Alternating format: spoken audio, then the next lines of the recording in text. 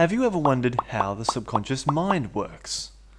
Well, to understand, let's start by mentioning that there are two basic areas of our consciousness, the subconscious and the conscious minds. The subconscious mind is what we call the deep, all-knowing part of the mind that helps us remember how to do things that we have previously learned. Its power and size can be represented here in the form of an iceberg. The part that is showing is like the conscious mind. This part of the mind is simply concerned with day-to-day decisions and real-time awareness that we experience in a normal day. When you are simply experiencing something, listening clearly, focused on what you are doing, using your senses, being spontaneous in the moment without judgments or analysis, you are using your conscious mind. It is an important part of the mind, but it is not very capable when having to juggle lots of information. The conscious mind is much smaller than our subconscious. The subconscious mind has a huge effect on the way that we behave in life. It is very, very big, so its primary task is to take pressure off the conscious mind and make sure that you don't have too many things you have to think about when doing difficult tasks. Everything we go through is processed and stored in the subconscious.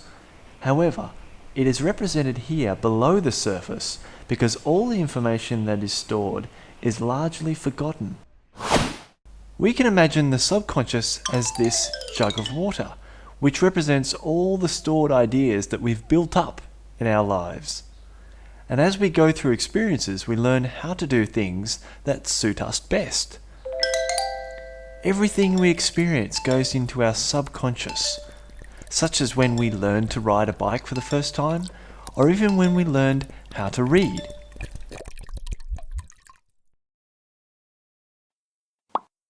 As we operate in life, we go through our day-to-day experiences, working from programs that we have accumulated over time, which we decided in the first instance were useful ways to behave.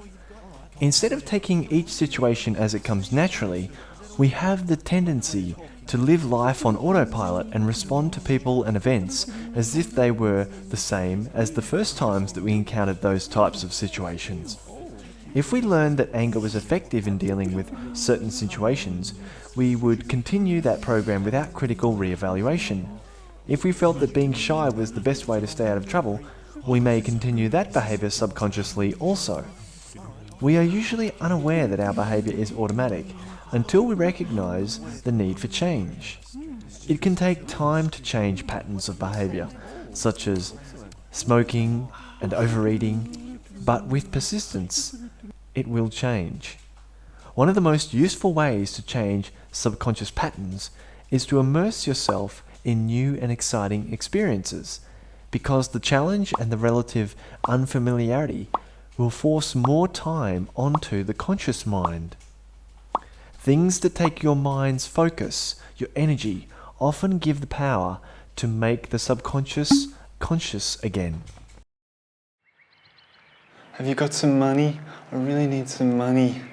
Please. When you go into situations in your life that usually make you react without thinking, you can take a moment and realize that you are not just the sum of your experiences. You can use your conscious mind to retrain your reactions by taking a fresh look whenever you feel stuck. Oh, thank you so much. Thank you.